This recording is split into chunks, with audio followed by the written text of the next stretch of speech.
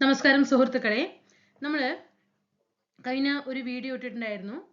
പ്രായപരിധി PSC അപേക്ഷിക്കാനുള്ള പ്രായപരിധി 36-ൽ നിന്നും 40-ലേക്കോ എന്നൊരു വീഡിയോ ഇട്ടിട്ടുണ്ടായിരുന്നു. അതിന്റെ താഴെ ഒരുപാട് കമന്റുകൾ വന്നു. പ്രായപരിധി ഉയർത്തണം എന്ന് പറഞ്ഞിട്ട്. നമുക്കറിയാം 2013-ല് പങ്കാളിത്ത പെൻഷൻ പദ്ധതി കൊണ്ടുവന്നത് മൂലം എന്തായി? പെൻഷൻ പ്രായം 56-ൽ നിന്നും 60-ആയി. എന്നാൽ അതേ സംവരണം എന്ത് ചെയ്തില്ല? ഉദ്യോഗാർത്ഥികൾക്കിടയിൽ 36 വയസ്സ് എന്നുള്ളത് 40 വയസ്സ് ആക്കി തന്നിട്ടുണ്ടായിരുന്നില്ല. പിന്നെ അത് നമുക്ക് അങ്ങനെ അത് കഴിഞ്ഞു. 2013-ല് നമുക്ക് പങ്കാളിത്ത പെൻഷൻ പദ്ധതിയെ കുറിച്ച് നമ്മളിവിടെ ചർച്ച ചെയ്തു.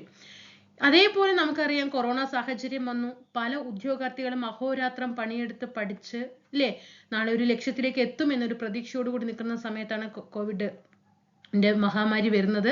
നമ്മൾ അവിടെ വീണ്ടും തളയ്ക്കപ്പെട്ടു. വീണ്ടും നമുക്കറിയാം പ്രിലിംസ് എന്ന പരിഷ്കാരം കൊണ്ടുവന്നു. അത് വീണ്ടും തളയ്ക്കപ്പെട്ടു. അങ്ങനെ പല അവസരങ്ങൾ നമ്മുടെ മുന്നിൽ നിന്ന് ഇല്ലാതാകുകയും പഠിച്ചത് മുഴുവൻ അല്ലേ നമ്മൾ എങ്ങനെയാണ് കടലിൽ കയം കലക്കി എന്ന് പറഞ്ഞ പോലെ എന്താകും? അതിന്റെ വല്ല ഇതുണ്ടാകുമോ? ഇല്ല അല്ലെ, ഒരു എഫക്റ്റും ഉണ്ടാകില്ല. അന്ന അവസ്ഥയിലാണ് ഇന്ന് കേരളത്തിലെ ഒരു പറ്റം ഉദ്യോഗാർത്ഥികൾ.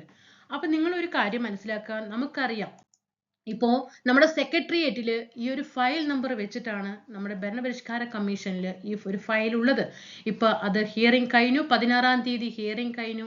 നല്ലൊരു റിപ്പോർട്ട് തന്നെയാണ് നമുക്ക് ലഭിച്ചിട്ടുള്ളത്. അപ്പൊ ഇനിയുള്ള ദിവസങ്ങൾ വരുന്ന കൂട്ടുകാര്, നമുക്കറിയാം നമ്മുടെ ഗ്രൂപ്പില് ഒരുപാട് കൂട്ടുകാരുണ്ട്. എല്ലാവർക്കും ആവശ്യമാണ് ഏജ് ഓവർ വേണം. 36, 40 ആക്കണം, 42 ആക്കണം, 45 ആക്കണം, 48 ആക്കണം, 50 ആക്കണം വരെ നമുക്ക് ഓരോരുത്തരും അഭിപ്രായങ്ങൾ ഇഷ്ടം പോലെ വരുന്നുണ്ട്. പക്ഷേ ആർക്കും രംഗത്തേക്ക് ഇറങ്ങാൻ വയ്യ. ഗാലറിയിൽ ഇരിക്കാനേ അവർക്ക് ഇഷ്ടമുള്ളൂ. അപ്പൊ ഓരോ ജില്ലയിലും 14 ജില്ലയിലും ഓരോ ജില്ലയിലും പ്രവർത്തിക്കുന്നവരുടെ കൂടെ നിന്നിട്ട് സപ്പോർട്ട് ചെയ്യാനെങ്കിലും നിങ്ങൾ ഇനിയെങ്കിലും ഇതുവരെ ആയത് ഒക്കെ നാളെ മുതൽ തൊട്ടിട്ടുള്ള ഓരോ ദിവസവും ഓരോ മിനിറ്റും ഓരോ സെക്കൻഡും വിലപ്പെട്ടതാണ്. ഞാൻ ഇത് പറയുന്നതിന് കാരണം നിങ്ങൾക്ക് ഗ്രൂപ്പുകൾ നോക്കിയാൽ ഞാൻ ടെലിഗ്രാം ഗ്രൂപ്പിന്റെ ലിങ്ക് ഞാൻ താഴെ കൊടുക്കാം. കാരണം വാട്സപ്പിന്റെ ഗ്രൂപ്പിൽ പരിമിതിയുണ്ട്, ഇത്ര പേരെ പാടുള്ളൂ എന്നുണ്ട്. അതിനപ്പുറം ആയിക്കഴിഞ്ഞാൽ ജോയിൻ ചെയ്യാനായിട്ട് സാധിക്കില്ല. അതുകൊണ്ട് ടെലിഗ്രാം ഗ്രൂപ്പിന്റെ ലിങ്ക് താഴെ കൊടുക്കാം. ലിങ്കിൽ കയറാത്തവര് ഉണ്ടെങ്കിൽ, പുതിയതായിട്ട് വരുന്ന ആൾക്കാരൊക്കെ ഉണ്ടെങ്കിൽ ആ ടെലിഗ്രാം ഗ്രൂപ്പിലേക്ക് നേരെ ജോയിൻ ചെയ്യാനായിട്ട് ശ്രമിക്കുക. ടെലിഗ്രാം ഗ്രൂപ്പിൽ പരിധിയില്ല, ഗ്രൂപ്പിൽ എത്ര പേർക്ക് വേണമെങ്കിലും അംഗമാകാം. അപ്പൊ ഹിയറിംഗ് കഴിഞ്ഞു. ഇനിയുള്ള ദിവസങ്ങൾ എന്ന് പറയുന്നത് നന്നായി പണിയെടുത്താലേ അതിന്റെ റിസൾട്ട് കിട്ടുള്ളൂ. ഗാലറിയിൽ ഇരുന്നു കൊണ്ട് ഇനി നിങ്ങൾ കളി കാണാൻ ഇരുന്നാൽ ഗാലറിയിൽ എല്ലാ സമയവും നിങ്ങൾക്ക് ഇരിക്കാനേ സാധിക്കുള്ളൂ. ഒരിക്കലും നിങ്ങൾക്ക് ഗ്രൗണ്ടിലേക്ക് ഇറങ്ങാൻ പറ്റില്ല. അപ്പൊ അത് മനസ്സിലാക്കിക്കൊണ്ട് ഒരു റിക്വസ്റ്റ് ആണ്, ഒരു അപേക്ഷയാണ്. ഒരിക്കലും ഞാൻ ഇവിടെ വന്നിട്ട് ഓർഡർ ഇടുന്നതല്ല, ഒരു അപേക്ഷയുടെ മേലിൽ ഞാൻ പറയുകയാണ്. ഇനി നിങ്ങൾ രംഗത്തേക്ക് ഓരോ ജില്ലയിലും അതാത് ജില്ലക്കാർ അതാത് ജില്ലകളിലെ ജില്ലാ സെക്രട്ടറിമാരെ കാണാനും അതുപോലെ തന്നെ LC secretary, area secretary, MLA, MP, മന്ത്രി ഇവരെ ഒക്കെ നിവേദനം, അതുപോലെ ഓരോ യുവജന സംഘടനകൾക്കും ഒക്കെ നിങ്ങൾ ഒരാള് ഇത് പറയട്ടെ ഇത് പറയട്ടെ എന്ന് പറയാതെ നിൽക്കാതെ ഞങ്ങൾ ഇന്നവരെ കാണാൻ ഇന്ന ഫയൽ കൊടുക്കാൻ ഞങ്ങൾ റെഡിയാണ്, എത്ര പേര് ഞങ്ങൾ ഇന്ന് റെഡിയാണ് എന്ന് പറഞ്ഞ് ഇറങ്ങാൻ തയ്യാറാകുക. തയ്യാറായിട്ടില്ലെങ്കിൽ ഇതേപോലെ ഓരോ ചാനലിലും വന്ന് താഴെ കമന്റ് ഇട്ടുകൊണ്ടിരിക്കാനും പിന്നീട് ഇതിനെക്കുറിച്ച് ഞാൻ അന്ന് രംഗത്തിറങ്ങിയതാണെങ്കിൽ എന്ന് ഒരു ചിന്ത നിങ്ങളെ വരുത്താതിരിക്കാനും വരാതിരിക്കട്ടെ. ഓക്കെ, അപ്പൊ അത് വരാതിരിക്കാനും വേണ്ടി നിങ്ങൾ എന്ത് ചെയ്യുക? ഇനി നിങ്ങൾ രംഗത്തേക്ക് ഇറങ്ങുക. ആരും ഇപ്പൊ നിങ്ങൾക്കറിയാം ഓരോ ജില്ലയിലും ചുരുങ്ങിയത് ഒരു 10 പേര് വെച്ചിട്ടൊക്കെയാണ് റെഡി ആയിട്ട് നിൽക്കുന്നത്.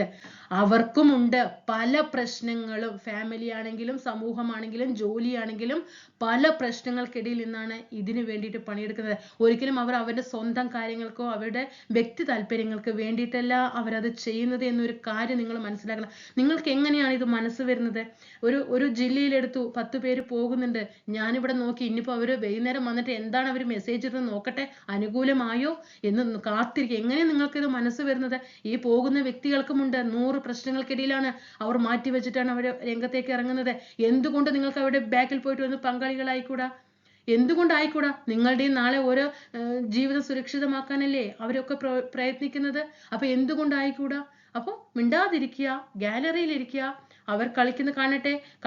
കളി കഴിഞ്ഞ് വൈകുന്നേരം വരുന്ന സമയത്ത് എന്താണ് റിപ്പോർട്ട് കിട്ടിയിരിക്കുന്നത്, എന്താണ് അഭിപ്രായം, അങ്ങനെ ഒരാൾ ഒരു ഗ്രൂപ്പിൽ നാളെ ഇന്ന MLA കാണാൻ പോണം, അല്ലെങ്കിൽ നാളെ ഇന്ന ജില്ലാ സെക്രട്ടറിയെ കാണാൻ പോണം പറഞ്ഞാൽ ഒരാളും കൈവക്കില്ല.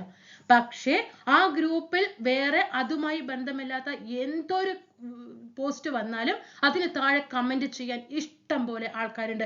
അപ്പൊ ഈ പൊങ്ങുന്ന ആൾക്കാര്, ഈ ഇടിപൊട്ടുന്ന സമയത്ത് കുറച്ച് കൂണുകൾ പൊങ്ങും. അതേപോലെ ആ പൊങ്ങുന്നവർ എന്തുകൊണ്ടാണ് ഈ MLA-മാരും സെക്രട്ടറിമാരെയൊക്കെ മന്ത്രിമാരെയൊക്കെ കാണാൻ പോകുന്ന സമയത്ത് ഇവർ ഇങ്ങനെ പൊങ്ങി വരാത്തത്? എന്തുകൊണ്ടാണ് ഇവർ അഭിപ്രായം പറയാത്തത്? ഓരോ ഗ്രൂപ്പിലും വ്യക്തമാണിത്.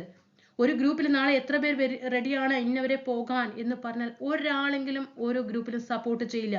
പക്ഷെ വൈകുന്നേരം വരെ കാത്തിരുന്നിട്ട് വൈകുന്നേരം വന്ന് അവർ റിസൾട്ട് ഇട്ട് കഴിഞ്ഞാൽ അതിനൊക്കെ തമ്പ്, ലൈക്ക്, കൈകൂപ്പി നിൽക്കൽ, അതിനൊക്കെ ഇഷ്ടം പോലെ മെസ്സേജ്. എങ്ങനെയാണ് നിങ്ങൾക്കിത് തോന്നുന്നത്?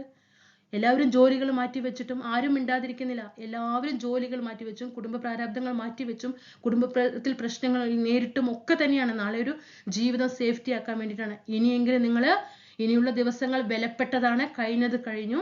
ഇനിയുള്ള ദിവസങ്ങൾ വളരെ വിലപ്പെട്ട നിമിഷങ്ങളാണ്. എല്ലാവരും രംഗത്തിറങ്ങിയാൽ ഉടൻ റിസൾട്ട് കിട്ടും. ജീവിതം സേഫ്റ്റി ആക്കാനായിട്ട് സാധിക്കും. നിങ്ങളുടെ സ്വപ്നങ്ങളിലേക്ക് നിങ്ങൾക്ക് എത്തിച്ചേരാനായിട്ട് സാധിക്കും. എനിക്ക് ഇത്ര മാത്രമേ പറയാനുള്ളൂ. എത്രയും പെട്ടെന്ന് ഗ്രൂപ്പിൽ ജോയിൻ ചെയ്ത് അവിടെ നടക്കുന്ന കാര്യങ്ങളിൽ തീർച്ചയായിട്ടും എല്ലാ കൂട്ടുകാരും പങ്കാളികളാകാം. ഒരു അപേക്ഷയാണ്. Okay, thank you.